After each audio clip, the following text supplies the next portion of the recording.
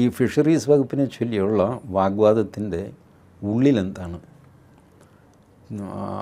കടപ്പുറത്ത്, പ്രത്യേകിച്ച് തിരുവനന്തപുരം ജില്ലയിൽ ആരാണ് പ്രബല കക്ഷി എന്നുള്ള ഒരു ടഗ് ഓഫ് വാർ മാനസികമായിട്ട് അത് നിലവിലുണ്ട് മുസ്ലിങ്ങളും ക്രിസ്ത്യാനികളും തമ്മിൽ. അതുകൊണ്ടാണ് നിരന്തരം അവിടെ സംഘർഷം ഉണ്ടാകുന്നത്. മറ്റൊരു സംസ്ഥാനത്തും ഇല്ലാത്ത മതേതരത്വം കേരളത്തിൽ പൂത്തുലയുന്നത് കടപ്പുറത്താണ്. ABC എന്ന് പറഞ്ഞിട്ട് 3 ആക്കി കടപ്പുറം തിരിച്ചിട്ടുണ്ട്.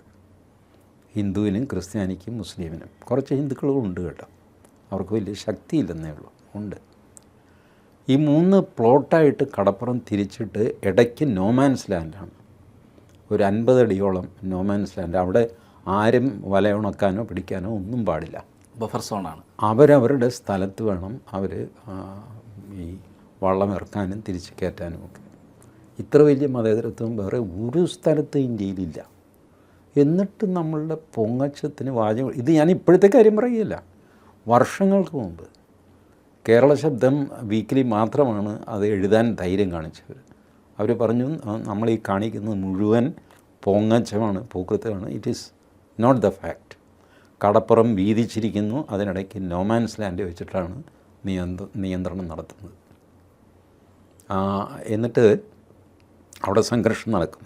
അത് ഈ കൊല്ലം വരെയുണ്ട്, കൊല്ലം, തങ്കശ്ശേരി, കടപ്പുറം ഒക്കെ അങ്ങനെയാണ്. അപ്പോൾ അവിടെ ഒരു വിഭാഗം ആളുകൾ മറ്റൊരു വിഭാഗം ആളുകളുമായിട്ട് ഏറ്റുമുട്ടി, പോലീസ് ലാത്തിചാർജ് ചെയ്തു, ആകാശത്തേക്ക് വെടിവെച്ചു. ഏതായി ഈ വിഭാഗങ്ങൾ എന്ന് പത്രങ്ങൾ പറയില്ല, ചാനലും പറയില്ല. അതൊരു മോശമല്ലേ? അപ്പോൾ അതിന് ഒരു എളുപ്പവഴി മനോരമ കണ്ടുപിടിച്ചു. ഒരു വിഭാഗം ആളുകൾ മറ്റൊരു വിഭാഗം ആളുകളുമായിട്ട് ഏറ്റുമുട്ടി, പോലീസ് ആകാശത്തേക്ക് വെടിവെച്ചു, ലത്തീൻ സഭ പ്രതിഷേധിച്ചു, മഹല്ല് കമ്മിറ്റിയുടെ ഹർത്താൽ. അപ്പോൾ ഇപ്പോൾ ആൾക്കാർ മനസ്സിലായില്ലേ ഏത് വിഭാഗങ്ങൾ തമ്മിലാണ്. എന്നാൽ മനോരമ എന്തെങ്കിലും കുഴപ്പം കാണിച്ചിട്ടുണ്ടോ? ഇല്ല. ലത്തീൻ സഭ പ്രതിഷേധിച്ചിട്ടുണ്ട്, ഉണ്ട്, അവരുടെ പ്രതിഷേധക്കുറിപ്പ് ഇറങ്ങിയിട്ടുണ്ട്, പത്രക്കുറിപ്പ്. മഹല്ല് കമ്മിറ്റി ഹർത്താലും പ്രഖ്യാപിച്ചിട്ടുണ്ട്. മനോരമ എഴുതിയത് സത്യമാണ്. ബട്ട് മനോരമ ഭംഗ്യന്തരേണ ആളുകളെ അറിയിച്ചു ഇതാണ് അവിടുത്തെ പ്രശ്നം. അപ്പോൾ ഇങ്ങനെയൊക്കെ അപഹാസ്യമായ രീതിയിൽ മൂടി വയ്ക്കുകയും ഭംഗിവാക്കുകൊണ്ട് പൊതിഞ്ഞുകൊണ്ട് നടക്കുകയും ചെയ്യുന്ന അധപ്പതിച്ച ഒരു മതേതര സംവിധാനമാണ് കേരളത്തിലുള്ളത്.